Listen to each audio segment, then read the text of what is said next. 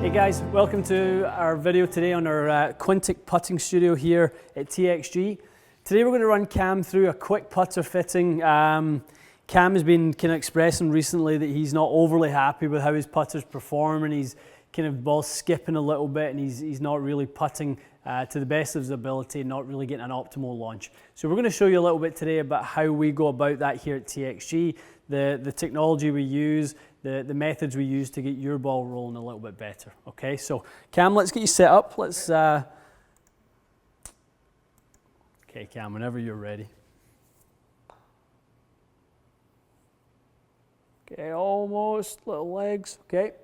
So has that been an issue, sort of the ball getting to the hole? Getting to the hole and it goes a little bit left. Okay. I kind of miss most of my putts on the left side. A little bit on the left side? Yeah, exactly. Okay. So right now Cam's using a face-balanced mallet. So for those of you who have heard that term before, but not really maybe sure what face-balanced means, if we were just to hang the putter on an axis there, the heel and toe are perfectly balanced with one another. You might see some blades out in the market today when you do the exact same thing. They have a degree of toe hang to them. That's another terminology that you hear in putters. So Cam uses a face balanced putter, which typically works better for people who don't rotate the putter too much, who like to see more of a straight back, straight through action. Okay, so let's hit a couple more, Cam. That first one didn't quite get to the hole. Just caught a little bit of the numbers there. Our launch angle is a little bit high, so we're getting a little bit too much air time with our ball. Okay, so whenever you're ready again, set up. Okay, fire away. Okay, so there's your typical miss right there. Okay, right, fantastic. So I'm gonna run through those numbers with you, Cam. Actually, we weren't able to capture the whole journey of the golf ball there because we got so much rotation. Yeah. We had so much hook spin on the golf ball with 69 RPMs of hook spin. Yeah. So that just tells us that the face was just getting a little bit too aggressive in its rotation. Okay, so in terms of the launch, we know that your ball does launch a little too high, but you're not going to see that happening when you're closing the face that much. Yeah. So much face rotation is going to deal off the putter and is actually going to give it a reasonable roll, but it's going in the wrong direction. So we've got so much hook spin going on. So for me, a face balanced putter isn't exactly where I would have you. I would have you in something with a little bit more toe hang. So we're going to put that together for you now. Here we have a blade. So it's actually by a company called Bobby Grace. It's called the Bobby Grace Shiloh Short Slant. Okay. So we can see a little bit more toe hang to the putter here. That's going to help Cam from overly rotating the club face on the way through. Okay, so we're going to just calibrate this one for Cam. We're going to measure the Hosel To Toe Measurement. Okay, take your setup for me, Cam, whenever you're ready. Okay, really good. Really good.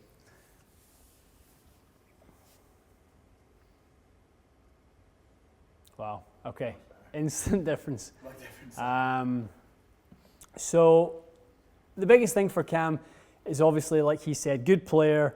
We're trying to get that club face a little bit more sort of square to the start line. We're hitting a straight putt here, so we're not having to factor in a break here. Quintic uses the traffic light system, so it will give us sort of green numbers if it really likes what we're doing. It will give us amber if it's okay, but we could improve on it. And then obviously some red if it sees something it doesn't like. The only time it gives us blue, like it has done here in this face angle, which was the one parameter we were really trying to influence, it gives us blue if that particular parameter falls within PGA Tour tolerance. So if you get that club face super square to that target line, like we did in this instance, that's only 0.13 of a degree, which is next to nothing. If you get it that good, it will give us a blue number. So if we actually going to flick onto a screen here, it's going to give us the probability of holing the putt.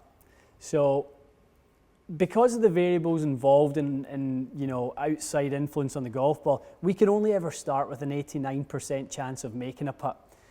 Over the course of 15 feet there, we still have an 88% chance of making that putt at 15 feet. That was how good Cam had the club face there. So we don't really have to worry about that when that was going to, you know, if that putt was 1,000 feet long, Cam would have made it dead center. So obviously using a putter where we have a little bit more toe hang was much better for Cam in this instance. Let's rock another one. Really nice, just as a little added bonus there, Cam, the launch and spin of the golf ball were much more appropriate. We actually still had some hook spin, but what we did was we influenced the start line of the golf ball. So because you have that, you know, a little bit more toe hang, you're able to keep the ball starting a little bit more to the right. Okay. So let's run through another putt. Make sure that wasn't a fluke. Yep.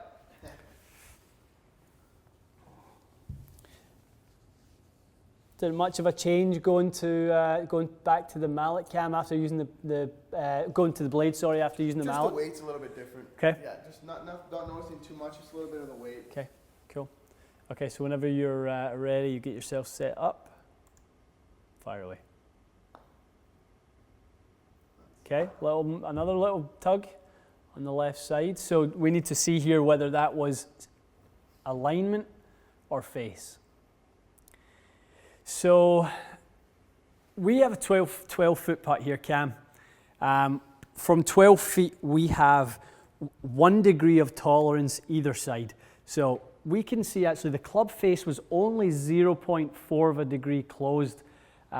So that actually wasn't the issue of the club face. The biggest issue was your alignment because your club face was only partially closed. And that's what, for me, okay. I tend to go. You get a little bit. So again, another thing that we factor into putter design is going to be alignment and being able to aim the thing at your target.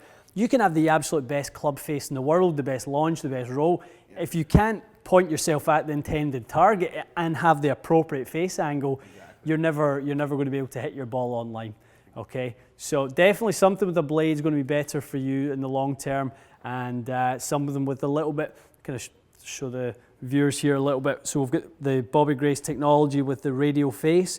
We've got some grooves in there, just trying to help the ball get a little bit more overspin. Something Cam struggles with a little bit at times, just getting the ball skipping and launching too high. So this is what we do here at TXG. If you would like to book an appointment with us to go through a similar process, we'd be happy to do so. Visit our website.